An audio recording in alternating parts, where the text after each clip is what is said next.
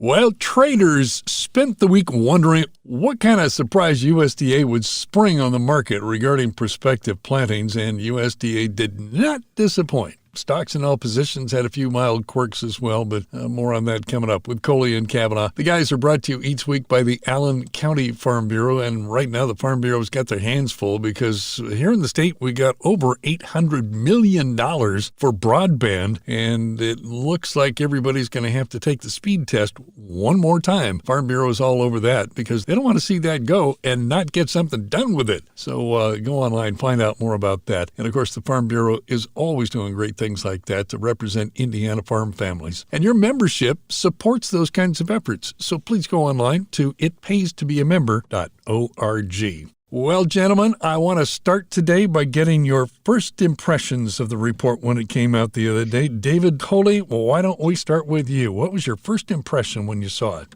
Well, corn was friendly. My goodness. Soybeans, a little bit negative, but not really negative. Wheat, though, was a little bit more negative. So the planted acreage, yes, the big factor there, cutting it to 90 million acres instead of 93 or 94, like some were suggesting, a big surprise. And John, I'll go with David. I was surprised by a bunch of things, but the fact that everybody had been talking about planted acres and the spread was so broad, people down around 90 million, then there was up around 95. What was your first impression, John? Well, obviously that corn number is quite bullish, down 1.8 million from the average guess, and we're even 1 million less than what the Ag Forum came out with. And from a year ago, we're down 4.6 million acres on corn, and soybeans are up 3 million. What did happen to those other 1.6 million acres? All right, the bottom line is this report was definitely bullish for corn, little tad bearish for soybeans, but I don't buy it. I think that corn number is too low. The market's job now is clear. It's to try to buy corn acres. When the June number comes out, I think we're going to see that corn number grow, weather permitting.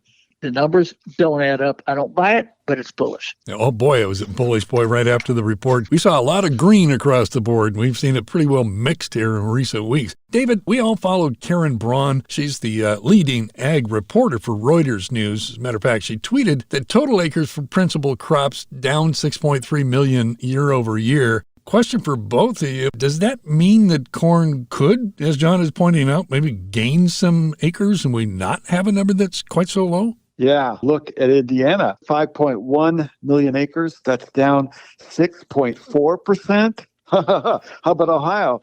That's 3.3 million acres, down 8.3%. Now, we're one of the biggest state cuts, so was Michigan, but none of the other big I states were cut that much. That really got my attention. Plus, looking forward, what are we going to do this spring if the weather cooperates? The talk is that I see is they're going to get planting. Now, some are saying they're going to plant beans early, but I think that might be a little off the page. But they might start planting corn because if they're going to cut corn acres that much, the price has to follow that. And it looks like it might be negative for corn. Yeah, John, you might get some of your corn acres back. I think we will. Again, that 6.3 million acres decline in the principal crops, it just not make any sense to me whatsoever. Sure, we're going to lose some acres because of industrialization, commercialization, et cetera, et cetera. That's been an ongoing trend for some time. But those numbers just simply make no sense and don't add up. You know, the job of the farmer is to produce. He wants to produce, and if the weather's favorable, he's going to produce. So, yes, if the weather cooperates, I think that number is going to change by the time we get the final numbers in. The final ones don't show up till next January.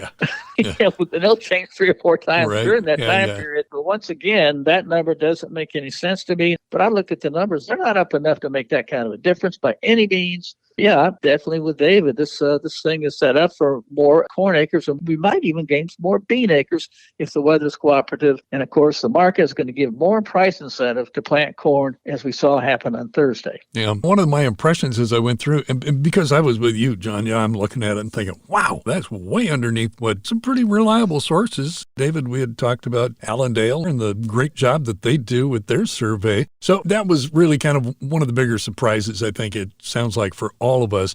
But the other thing was, as I started to go through the report and look at the different states, and David, you have all of the state numbers there, most of the declines in corn seem to be made up in those states in soybean acres. It just pretty much got flipped.